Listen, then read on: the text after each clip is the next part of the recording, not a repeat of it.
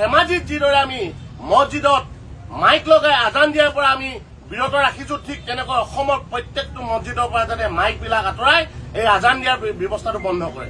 এইবাৰ যদি দ্বিতীয়বাৰ আজানক লৈ কিনে বিতৰ্ক কৰিব তেতিয়া কাণতলীয়া কিন্তু ফালি দিয়া হ'ব তাৰ।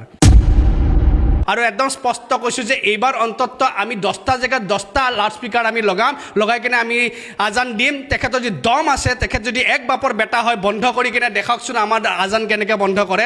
চেলেঞ্জ কৰিছোঁ সেইজন আত্মাচুৰ নেতাক, যদি দম আছে তেখেতৰ মোৰ নাম ৰুবুল আহমেদ, তেখেতে মাত্ৰ আজান বন্ধ কৰি দেখাওক। আচলতে ই এজন গৰু, তাক এতিয়া আমি ভাল ব্যৱহাৰেদি নকওঁ, সি এটা গৰু হয়, কাৰণ সি একো নাজানে। সি বিজেপিৰ ৰাখি থৈ দিয়া পোহনীয়া এটা দালাল।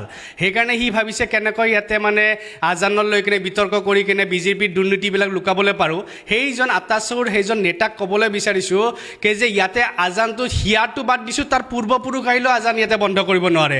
আৰু এখন ভাৰত হয়, এখন অসম হয়, এখন নিৰপেক্ষ দেশ হয়। ইয়াতে নামঘৰত নাম কীৰ্তন চলিব, ইয়াতে মছজিদত আজান চলিব, ইয়াতে চাৰ্চত তেখেতসকলৰ নিয়মত যিখিনি হয় সেইবিলাক চলিব। ইয়াতে সকলো ধৰ্মৰ সকলো উপাসনা পদ্ধতি যেনেকৈ আছে তেনেকৈ চলিব। সেয়া কোনো বন্ধ কৰিবলৈ নোৱাৰে, তাৰটোতো ক্ষমতাই নাই বন্ধ কৰিবলৈ কাৰণে। কিন্তু তেখেতক এটা কথা ক'ব বিচাৰিছোঁ যে দ্বিতীয়বাৰ তেখেতে যদি আমাৰ আজানক লৈ কিনে যদি কিবা মন্তব্য কৰে তেতিয়াহ'লে কিন্তু তেখেতক কিন্তু প্ৰত্যুত্তৰ দিয়া হ'ব।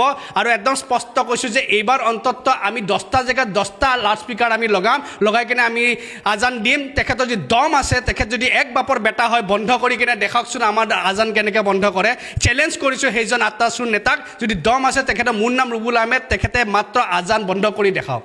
এইজন ব্যক্তিৰ আমি নাজানো, এটা সংগঠনত লৈ কিনে আছে, সংগঠনক আমি কেতিয়াও দোষাৰোপ নকৰোঁ, কিন্তু বিজেপি দালাল, কাৰণ বিজেপিৰ দুৰ্নীতি ওলাই আছে। এই দুৰ্নীতিবিলাক গাপ কৰিবলৈ কাৰণে কিবাটো বিতৰ্কতা এটা হ'ব লাগিব। সেইকাৰণে বিজেপিয়ে বিস্কুট পেলাই দিছে, তেখেতে এতিয়া ভুকিব ধৰিছে। কিন্তু ভুকি থাকক, কোনো কথা নাই, কিন্তু আমাৰ স্পষ্ট কথা, আজানক লৈ কিনে যদি মন্তব্য কিবা উল্টা পুল্টা কৰে সেইবিলাক গ্ৰহণযোগ্য নহ'ব। কাৰণ এইখনত অসম হয়, ইয়াত প্ৰতিটো ধৰ্মৰ শ্ৰদ্ধাৰ আছে, প্ৰতিটো আমি ধৰ্মস্থানক শ্ৰদ্ধা কৰিম। আৰু এইবাৰ যদি দ্বিতীয়বাৰ আজানক লৈ কিনে বিতৰ্ক কৰিব তেতিয়া কাণতলীয়া কিন্তু ফালি দিয়া হ'ব তাৰ।